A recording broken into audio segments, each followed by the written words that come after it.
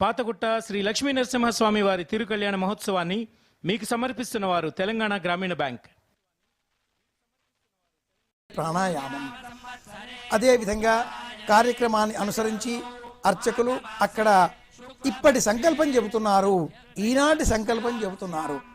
సంకల్పంలో 3 ప్రధానమైన భాగాలు ఉంటాయి. ఒకటి అద్య దేశకాలో సంకీర్త్య తృతీయే శ్వేతవరాహకల్పే వైవస్వతమనమంతరే కలియుగే ప్రథమ పాదే క్రోధినామ సంవత్సరే మాఘమాసే. ఈ విధంగా దేశాన్ని, కాలాన్ని, స్థలాన్ని వర్ణించడం. ఆ తదుపరి చూసుకుందాం. స్వామి భక్త సులభుడు, ఆపన్న ప్రపన్నుడు, ఆ స్వామిని ప్రశాంతంగా మనం దర్శనం చేసుకుందాం.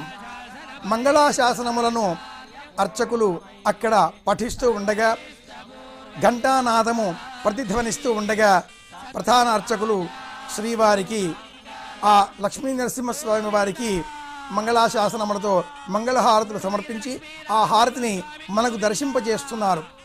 ఆ హారతిని 2 చేతుల మనం కూడా స్వీకరిద్దాం. స్వామి దివ్య అనుగ్రహాన్ని పొందుదాం. అయం ముహూర్త సుముహూర్తో అస్తు. నమస్త లక్ష్మీ నరసింహస్వామి గోవింద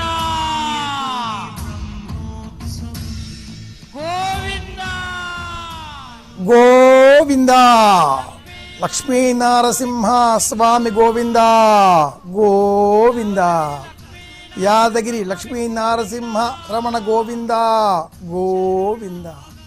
ఉగ్రం వీరం మహావిష్ణుం జ్వలంతం సర్వతోముఖం నరసింహం భీషణం భద్రం మృత్యుర్నమామ్యహం. యాదగిరి దివ్యక్షేత్రములో శ్రీ లక్ష్మీ నరసింహస్వామి వారి తిరుకళ్యాణం వీరం మహావిష్ణుం జ్వలంతం సర్వతోముఖం నరసింహం భీషణం భద్రం మృత్యుర్నమామ్యహం.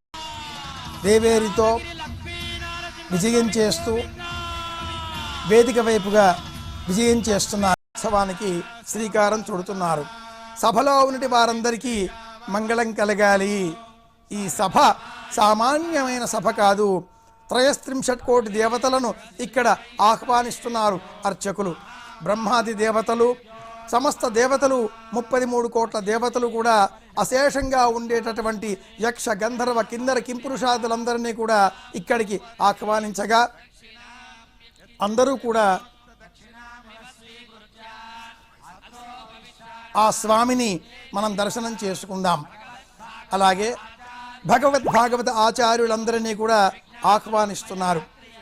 ప్రపంచవ్యాప్తంగా ఉన్న ఆస్తికులందరికీ కూడా యాదగిరిగుట్ట వేదిక స్వాగతం పలుకుతోంది. ఆ స్వామి ఎవరు? అఖిలాండ కోటి బ్రహ్మాండ నాయకుడు. సంకల్పం అనంతరం ఆ స్వామివారిని సేవించకంటే పూర్వం